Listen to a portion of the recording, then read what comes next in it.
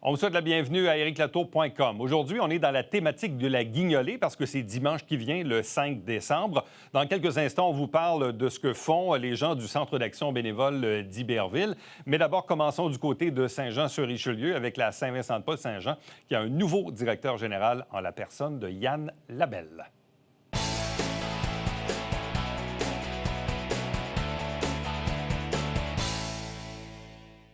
C'est le moment de l'année, bien sûr, où on parle de guignolée. D'ailleurs, preuve à l'appui avec la tirelire sur le bureau, la petite épinglette également sur le veston. Mais quand on parle de guignolée, c'est aussi pour mettre en relief les organismes du milieu qui viennent en aide à ceux qui en ont le plus besoin sur le territoire.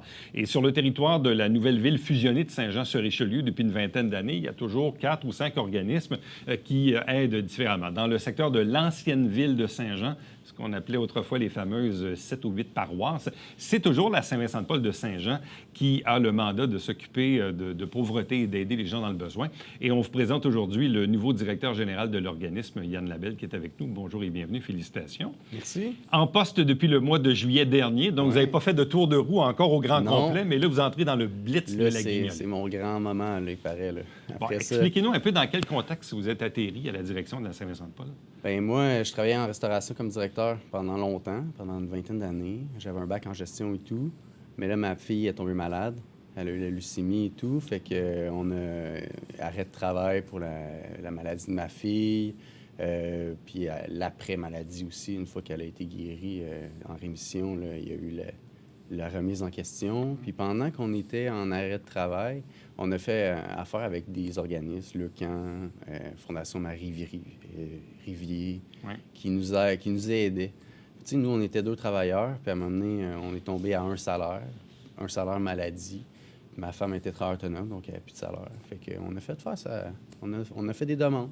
Le Camp nous a aidés, tout le monde nous a aidés. Puis là, pendant mon congé maladie, je m'ennuyais. Ma femme a dit, va donc faire du bénévolat. Fait que j'ai été au CAB à Iberville, m'occuper de la petite épicerie. J'ai commencé à 3 heures semaine. Après ça, j'ai fini ça à 9 heures semaine. Là. Je faisais 3 petites journées là-bas.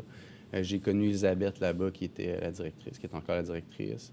Après ça, je me suis mis en recherche d'emploi. Là. Je savais pas ce que je voulais faire. Puis là, je trouvais ça bien intéressant, moi, aider les gens dans le besoin. Puis c'était comme un redonner à la société. Je trouvais ça vraiment important. Puis je me suis dit, je pourrais en faire une carrière. Puis là, j'ai vu l'annonce de la Saint-Vincent-de-Paul qui est passée dans mes recherches d'emploi. Je cherchais un directeur, j'ai appliqué, j'ai eu l'emploi. Ça s'est fait comme ça. Mais c'est toute une histoire de vie quand même quand on y pense. Ouais. Bon, événement personnel, familial, remise en question. Vous-même, vous avez goûté à ce que c'était de demander de l'aide. Vous-même, vous avez fait du bénévolat dans un organisme similaire au vôtre pour ultimement, aujourd'hui, être directeur général de la Saint-Vincent-de-Paul de Saint-Jean. Exactement. Puis chaque jour, je me lève puis je vais travailler. Là. C'est comme accomplissement éternel, on dirait. Genre, chaque chose que je fais dans ma journée, j'aide quelqu'un. Puis pour moi, là, je crois que c'est comme la base de la vie. Là. La Saint-Vincent-de-Paul-Saint-Jean, ça ressemble à quoi comme organisation? Les bénévoles, le nombre de clientèle, d'adultes ou d'enfants que vous aidez dans une année, c'est quoi le portrait global de l'organisme? Le portrait global, on a 2 endroits. On a le comptoir vestimentaire qui est au 747 Saint-Jacques, puis on a le centre de dépannage alimentaire, là où les bénéficiaires viennent chercher leur nourriture, au 150 Laurier. En tout, on a 120-150 bénévoles, tout dépendant dans l'année. Là. Ça varie entre les moments forts de l'année ou les moments creux de l'année, mais ça varie dans ça. On est juste 4 employés. Donc, 4 employés, 120 bénévoles. C'est ce qui est beau à la Saint-Vincent-de-Paul. C'est le temps que les bénévoles donnent. Je pense qu'on a 1600 dossiers actifs de gens, que ce soit famille ou gens seuls. Dans nos 1600 dossiers actifs, on a 850 enfants. C'est assez... en l'apprenant, j'ai été assez surpris de savoir qu'on avait autant d'enfants, autant de familles. Juste la semaine dernière, on a aidé 250 personnes. Autant, mettons, on en a aidé 120 pour des dépannages, puis il y en a une centaine qui sont passés pour les vendredis. Je ne sais pas si tu as déjà vu le vendredi. Tout à fait. Mais ça, d'ailleurs, ça me frappe encore aujourd'hui, même si... En fait, je devrais dire, on ne s'habitue pas à ça. C'est-à-dire que souvent, moi, je prends la rue Saint-Georges pour retourner à la maison, et le vendredi, effectivement, je vois tout le temps la filée là, qui fait le tour du coin de rue. Puis, pas dire, là, je l'ai vu des dizaines, des centaines de fois, cette file-là, même du temps sur la rue Mercier, mais On ne s'habitue pas à ça. Non. Non, exactement. Ça s'appelle maintenant les vendredis plus. Avant, on appelait ça les surplus, mais on appelle ça les vendredis plus parce qu'on a décidé de combler leurs besoins primaires, c'est-à-dire on achète des choses pour eux le vendredi pour compléter leur épicerie parce que c'est souvent les gens les plus pauvres viennent le vendredi. Là. Les gens les plus dans le besoin, on les voit le vendredi, de toutes sortes de personnes. Que ce soit des familles, des gens qui ont perdu leur emploi, des gens qui étaient dans une situation temporaire comme moi j'ai été avec la maladie de ma fille, ou des gens qui vont être là tout le temps. En fait, ce qui est particulier, c'est pas ma première entrevue sur le sujet, mais ce qui me fascine, c'est que sur une trentaine d'années, on a vu évoluer le profil de la clientèle. Oui. Il y a 30 ans, quand je faisais des entrevues sur la Saint-Vincent-de-Paul, je pense que 99 de vos clients, c'était des assistés sociaux, principalement, des bénéficiaires de l'aide sociale. Aujourd'hui, vous avez des bas salariés, des gens qui, avec l'inflation, avec le coût pour se loger, se nourrir. Donc, on a des gens qui travaillent, mais qui n'arrivent pas. Oui. Puis depuis 2 mois, c'est pire. En fait, on est enseveli d'appels de gens qui sont des travailleurs. Puis c'est ça le problème, là, des gens qui travaillent puis qui n'arrivent pas. Le panier d'épicerie est trop cher. L'essence est trop élevée. Puis les salaires n'ont pas suivi. Les salaires n'ont pas suivi l'inflation. Fait que ça fait que les gens, ils cognent aux portes. Pouvez-vous nous aider? Pouvez-vous nous aider? On a même revisé nos chiffriers pour pouvoir essayer d'aider le plus de monde possible selon le budget qu'on a. Puis on n'a pas le choix. Bon. Et en même temps, comme organisme de bienfaisance, vous récoltez des sous de différentes façons. D'abord, la Saint-Vincent-de-Paul, si je ne me trompe pas, a très peu ou pas de subventions. Hein? Aucune subvention gouvernementale. C'est juste des subventions, des dons corporatifs, des dons personnels. On fait des campagnes de financement, justement, pour ça. On en est une. Là. On a envoyé une lettre de campagne de financement à tous nos donateurs, savoir s'ils peuvent nous aider encore, parce que là, la demande est criante. On cherche à obtenir pour l'année 500 000. C'est pas facile à aller chercher, surtout qu'on n'est pas seul à demander de l'argent. Il ne faut pas oublier qu'il y a beaucoup de causes. Nous, on aide les plus pauvres. C'est le choix de la Saint-Vincent-de-Paul, hein, aider la couche la plus pauvre de la société. Ouais. C'est ça notre choix. C'est ça le conseil d'administration a choisi de faire ça. Fait que c'est vraiment comme... On n'est pas affilié à des gouvernements. On gère notre argent nous-mêmes. On gère tous nos budgets nous-mêmes. C'est vraiment ça. Donc, les sommes recueillies viennent principalement des dons corporatifs, les dons du public. Puis le comptoir vestimentaire. Et le comptoir vestimentaire qui ultimement, finit par générer des revenus. Ultimement, il n'y a pas de dépenses au comptoir vestimentaire à part des dépenses physiques d'entreprise, d'immobilisation. Mais sinon, tout ce qui est au comptoir vestimentaire est des choses qui ont été données par les gens. Donc, au lieu de les jeter aux poubelles, les gens les donnent dans des cloches de dons. Il y en a une à l'Arena, une cloche de dons. Il y en a, on peut aller le porter directement au comptoir aussi vestimentaire. Puis l'argent du comptoir vestimentaire est réinvesti à 100 dans le centre de dépannage. Fait que, tu sais, c'est génial comme système. Là. Vous avez toujours une affiliation avec Moisson Rive-Sud? Oui, Moisson Rive-Sud. Par contre, en parlant de Moisson Rive-Sud, juste aujourd'hui, il y a trop de demandes pour ce qu'ils reçoivent. Fait que chaque mardi, mon camion va chercher les denrées à Moisson Rive-Sud. Puis ça fait 2 mardis de suite qu'il revient la moitié de ce qu'il y avait avant. Fait que je vais vous donner un exemple. Là, au vendredi, le dernier vendredi, on n'avait pas de viande à donner parce qu'on n'en avait plus. Puis nous, on donne tout ce qui reste dans nos... C'est comme si on vidait nos fonds de tiroir, là, mais c'est ça. Bon. La guignolée, ça signifie quoi? Parce que, bon, on a été habitués, puis là, je fais une mise en contexte parce que tout dépendamment de l'endroit où vous habitez, bon, exemple, Saint-Luc fait encore une guignolée traditionnelle. L'Acadie revient à ça. Du côté d'Iberville, c'est autre chose. On va en parler tantôt.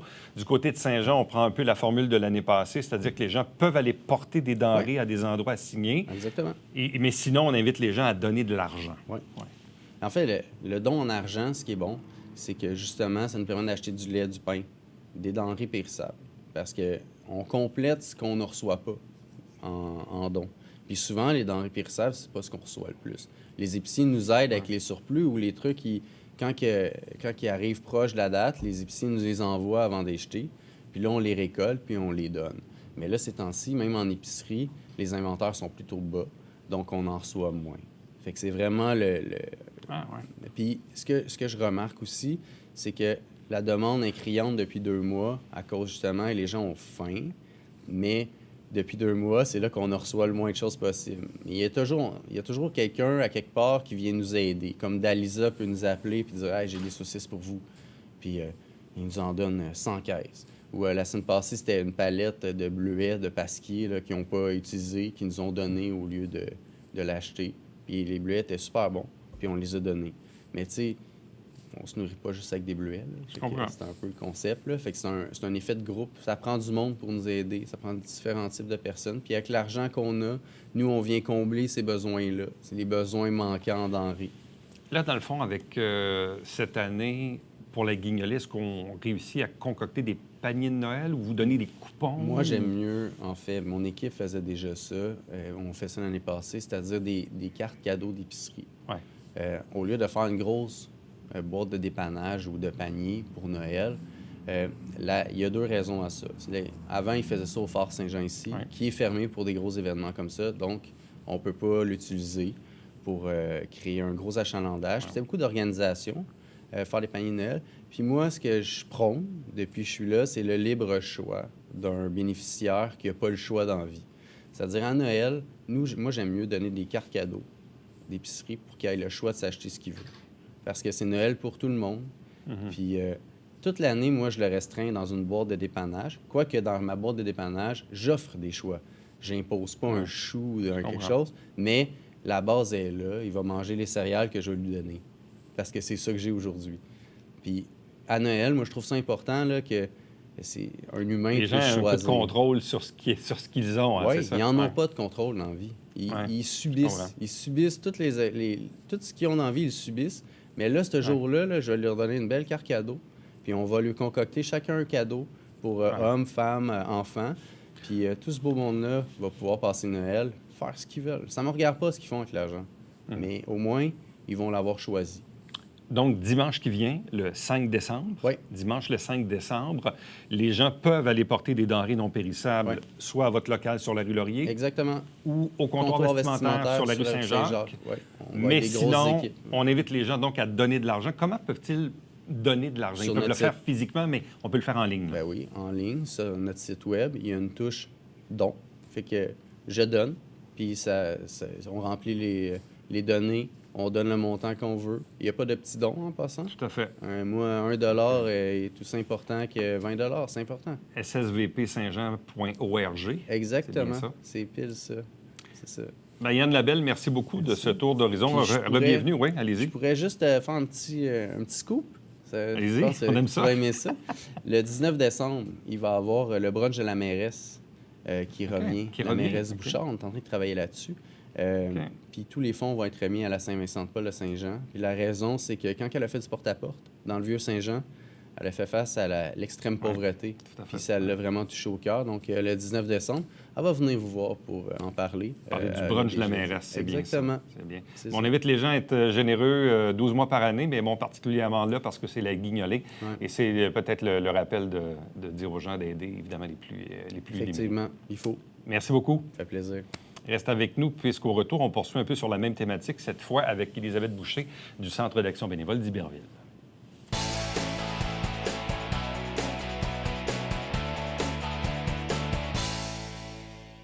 Salut, ici Alexandre Baudouin. Et François Trépanier. François, cette semaine à Sport Express, un show 100% samouraï MMA. Oui, avec le meilleur annonceur maison, Éric Aymar, et en deuxième partie, le combattant du main event, Michael Dufort. Qui est ça va frapper fort, mon cher. Manquez pas ça.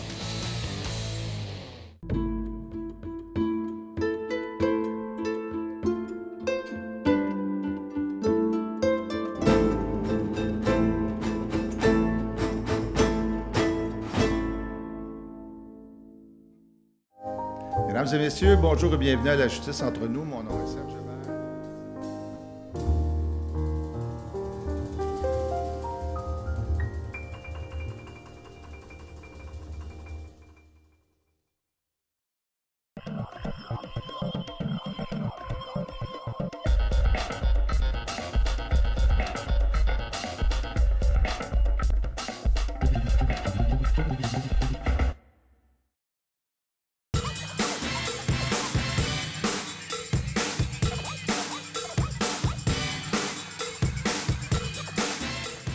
Dimanche, 9h30, Télé Bingo, on vous attend.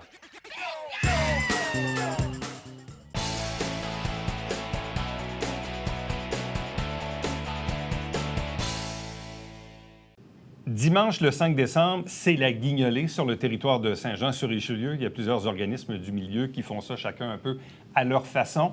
Du côté d'Iberville, Saint-Athanas et Saint-Grégoire, c'est bien sûr le centre d'action bénévole qui est en charge. On a avec nous la directrice générale Élisabeth Boucher. Bonjour et bienvenue. Bonjour, merci. Qu'est-ce que ça implique pour vous? Parce que là, il y a le contexte de la COVID, évidemment, qui a changé un peu les façons de faire là, depuis 2 ans, dans le fond. Là, chez vous, on a des points de chute, mais de ce que je comprends, on a déjà livré aux gens des sacs dans lesquels ils peuvent mettre des choses. Oui. Pour la 2e année consécutive, dans le fond, on a demandé l'aide de nos bénévoles réguliers qui avaient l'habitude d'aller cogner aux portes, de livrer un sac vide dans lequel on a fait un beau message clair. Alors, on sollicite l'aide de ces gens-là. Ils vont distribuer. Ça a commencé la fin de semaine dernière et ça se poursuit la fin de semaine prochaine. Dans le fond, ce qu'on souhaite, c'est que les gens nous remplissent les sacs de denrées et nous les apportent la journée de la guignolée. Fait qu'on garde le 5 décembre comme étant la journée de la guignolée, mais au lieu d'être nous qui allons chercher les denrées, nous allons les attendre au centre. Au centre, au 290 Avenue des Conseillers. Tout à fait. C'est bien ça, donc dans le secteur tout à fait. d'Iberville. Oui. Autrement dit, les gens ont reçu les sacs, on met les denrées non périssables. La seule Tout à différence, c'est qu'on va les porter Oui. Directement chez vous le dimanche 5 décembre. Tout à fait. Si les gens veulent, en plus de donner des denrées non périssables, est-ce qu'ils peuvent aussi donner de l'argent? Et si oui, comment ils Tout à peuvent fait. le faire? Tout à fait. Les bénévoles qui ont été sollicités pour être sur les routes, pour aller livrer les sacs, avaient en leur possession et auront aussi la fin de semaine prochaine la fameuse tirelire. Alors, les gens peuvent, s'ils voient les bénévoles livrer le sac, pourront en déposer là. Sinon, on peut recevoir les dons au centre en argent, par chèque, par virement Interac et sur notre site Web. Bon. Les denrées non périssables, une fois que vous les avez, qu'on va les avoir recueillies, vous allez bâtir des paniers de Noël avec ça? Tout à fait. Alors, le 5 décembre, on va recueillir la grande majorité de nos dons. Et les jours qui vont suivre, on va commencer la confection. Vérifier les dates pour s'assurer qu'on donne des produits de qualité qui ne sont pas périmés à nos usagers. Puis, on va confectionner les paniers qui vont être mis le 15 et le 16 décembre prochain. On parle d'à peu près combien de paniers à faire? On est encore dans la période d'inscription. Il reste quelques jours pour s'inscrire. Tous en ligne pour être semblables à l'an passé, c'est-à-dire 225, 250. 225 à 250 paniers de Noël. Oui. Puis après ça, il faut en faire la distribution. Là. Tout à fait. Alors, on demande aux gens de venir les chercher sur place et on a un petit peu de livraison qui est disponible. Qu'est-ce qu'on retrouve dans ces paniers-là en termes de valorisation? Disons, on parle d'un panier qui vaut combien? On y va avec le nombre de personnes. Ouais. La demande peut être faite pour une seule personne, mais on a des familles allant jusqu'à 10 personnes. Alors, on essaie d'aller dans la même... garder la proportion. On bonifie ce qu'on reçoit, qui est non périssable, avec des fruits et des légumes frais qu'on donne, de la viande et du fromage. En complément, tout ça, on offre aussi un certificat cadeau de IGA, La Plante, qui est notre principal partenaire à Iberville. Fait que ça représente un beau montant. C'est difficile à chiffrer. Ça dépend de ce qu'on reçoit. Ouais. Et avec l'argent que vous recevez, est-ce que vous transformez ces sous-là en cartes cadeaux d'épicerie ou en d'autres services que vous offrez dans l'année? En partie. En partie, ça nous aide à payer les cartes cadeaux qui sont remis en même temps que le panier de Noël, mais également le reste des services est disponible toute l'année. Alors, on a pour nous dire qu'on offre la possibilité aux gens de venir à notre épicerie sociale qui offre les services d'aide alimentaire parce que c'est un service qui est à faible coût. Alors, les gens apprennent à gérer leur budget en payant leurs denrées, mais comme je vous dis, c'est vraiment à très faible coût. J'aime beaucoup l'expression, c'est la première fois que je l'entends, épicerie sociale. Oui. C'est bon, ça. Épisoc. Oui, c'est ça, hein? Oui, Épicerie sociale. C'est intéressant comme concept. Oui. Le profil de la clientèle chez vous, bon, il doit être semblable probablement à ceux qu'on voit dans les autres organismes de même type, mais le profil de la clientèle au CAB à Iberville, il ressemble à quoi? On a quelque chose de commun. Alors, on aide les gens qui sont temporairement mal pris. La pandémie a quand même joué sur plusieurs emplois. Il y a eu des difficultés qui se sont fait ressentir. Le coût du panier d'épicerie, qui augmente énormément, fait aussi que le visage de ceux qu'on aide change un peu. Alors, c'est des gens qui pouvaient arriver avant avec leur salaire, avec les dépenses. On aide les gens aussi à regarder au niveau de leur budget voir si les impôts sont faits, s'ils connaissent les trucs et tout ce qui est nécessaire pour bien arriver, s'ils se logent. Les logements, tout est tellement plus dispendieux que ça change de visage vraiment. On a des gens qu'on connaît depuis plus longtemps pour toutes sortes de raisons. Mais je pense qu'il y a un changement au niveau Une transformation, et c'est ça qui est quand même assez fascinant, mais troublant à la fois. Puis on le voit, l'inflation qui est assez au niveau du coût de l'épicerie et des loyers aussi. Des loyers. Oui, les domiciles, les immeubles ont monté de valeur, mais les loyers suivent également. Tout à fait. Puis les revenus ne montent pas au même rythme. Tout à fait. Et là, on se ramasse parfois avec des gens qui sont, non pas sur l'assistance sociale, mais bien des travailleurs, mais qui n'arrivent pas. Tout à fait. Le visage est en train de changer. Je ne sais pas ce que l'année nous réserve, mais si la tendance se maintient, je pense que les augmentations vont continuer à être significatives. Oui, le fossé se creuse, là. Je pense que oui. Oui. Mais ça, c'est vraiment une nouvelle réalité. On le voyait il y a quelques années. On dit, oui, on a quelques travailleurs au salaire minimum. Mais là, on dirait que depuis 4-5 ans, ça augmente. Ce que j'ai remarqué aussi, c'est qu'il y a beaucoup de gens monoparentales. Ouais. Fait qu'au lieu de partager les dépenses à deux, bien, les gens se ramassent toutes seules à assumer tous les frais. S'il y a des enfants plus à charge, fait que ça fait un autre genre de clientèle qui, avant, était plus indépendant à ce niveau-là. Donc, ça fait quoi pour vous? Une augmentation de la clientèle au final? C'est changeant. C'est changeant. OK. On a vu une augmentation. Il y a des gens qui sont venus de façon très temporaire. Il y a certaines choses qui se sont replacées. Oui. Il y a la COVID là-dedans. Hein? Tout à fait. Tout à fait. Il y a eu des emplois de perdus au cours de la dernière année. Il y a des gens qui se sont déjà repris en main. Puis il y a des nouveaux visages qui arrivent. Fait qu'on est dans une transition, j'ai l'impression. C'est ça qui est paradoxal. On parle de pénurie d'emploi d'un côté, Tout à fait. mais de l'autre côté, ça élimine pas la pauvreté. C'est à ça, fait. ça. Un déséquilibre. Il y a vraiment Totalement. un déséquilibre à ce niveau-là. Bon, Ouais. quels sont les principaux services offerts au Centre d'action bénévole d'Iberville? Il y a évidemment le dépannage alimentaire, Oui. mais vous avez quand même une palette assez diversifiée de services. On a beaucoup de services. On est beaucoup dans le maintien à domicile aussi. Oui, c'est vrai. Le maintien à domicile, ça l'englobe le fait qu'on offre la possibilité... On cuisine sur place au Centre d'action bénévole. On fait la livraison des repas à domicile à raison de 3 fois semaine. Ça aussi, c'est aidant. Alors, il y a des bénévoles qui prennent les commandes, qui appellent. Ça fait un filet de sécurité autour des gens qui vivent seuls. Pour cette même clientèle, on a des activités sociales. Alors, les gens peuvent venir dans nos locaux pour participer à différentes activités. Ça, c'est aidant. On offre les transports médicaux. On offre les appels sécurisants. On offre la période des impôts. On peut faire gratuitement ou presque les rapports d'impôts aux gens. On a évidemment notre friperie qui occupe beaucoup de bénévoles, qui aide la population aussi. On reçoit un grand volume de dons, mais notre friperie fonctionne bien. Alors, avec les revenus que la boutique génère, bien, ça nous aide au fonctionnement financier du centre. Là, vous avez combien d'employés et de bénévoles? On est à 15 employés maintenant. Oui, on est à 15 employés. Les bénévoles, avant la pandémie, 225. Là, on remonte la pente qui était très descendue.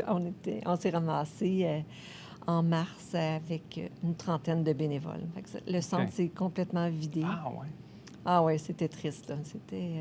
Dû au fait que les bénévoles sont relativement âgés, puis que la 65 COVID, plus. évidemment... Tout à fait. Quand M. Legault a dit 70 ans et plus, rester à la maison, ben Ils sont restés à la maison. oui, les consignes ont été suivies. Alors là, ça remonte doucement. OK. Les gens Ça a dû vous vaccinés. créer des ennuis, parce que Beaucoup.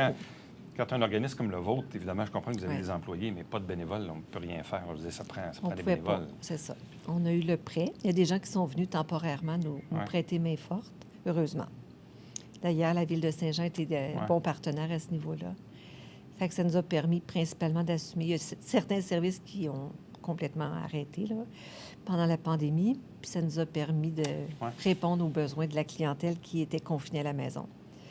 Fait qu'on a connu une croissance de 47 des repas à domicile pendant l'aide aux courses. Beaucoup de gens qui demandaient de la livraison. Fait que ça a été Mais c'est là qu'on voit comment dynamique. la COVID, Ah ouais. pour tout le monde, mais prenons l'exemple de l'organisme que vous dirigez, comment ça a créé toutes sortes Tout à fait. de fluctuations de toutes parts. Là. Ouais, Au niveau de la clientèle, au niveau des bénévoles, au niveau des services, au niveau de tout, tout finalement. à fait. Oui, une grosse année. C'était Très, une très grosse grosse année, année. un gros 2 ans, même Ah à la oui. limite, on pourrait Oui, dire. Là. oui, tout à fait. Donc, dimanche, 5 décembre, c'est la guignolée. Bon, oui, on le sait, on en a parlé tantôt. Du côté de Saint-Jean-sur-Richelieu, les gens peuvent faire des dons en argent ou aller déposer, évidemment, des denrées non périssables à la Saint-Vincent-de-Paul sur la rue Laurier puis au comptoir vestimentaire sur Saint-Jacques. Saint-Luc et l'Acadie font une guignolée aux portes. Du côté de Iberville, Saint-Athanas, mais aussi Mont-Saint-Grégoire, qui est desservi par le Cap d'Iberville. On est allé porter des sacs chez vous. Vous devez les remplir, mais pour aller les porter directement au 290 de l'avenue des Conseillers à Iberville le jour de la guignolée. Mais même si vous donnez des denrées non périssables, ceci ne vous empêche pas de faire des dons en argent dans les fameuses tirelires, ce qui ressemble à celle-là. Pareil. C'est pas mal pareil. Donc, les petites tirelires, allez faire des dons pour aider, évidemment, le Centre d'action bénévole d'Iberville pour la desserte d'Iberville, Saint-Athanas et Mont-Saint-Grégoire. Bien, un gros merci à vous. Ça fait plaisir. Bonne chance dans toute cette transformation, Oui. en souhaitant qu'un jour, on ait un peu plus de stabilité. Souvent, quand on gère des trucs, c'est plus facile à gérer quand On se le on voit souhaite. venir les coûts, hein, Ah c'est oui. ça? On Il se faut le souhaite. s'adapter. Merci beaucoup. Merci. Restez avec nous, puisqu'au retour, on arrive bien sûr avec le Babillard quotidien.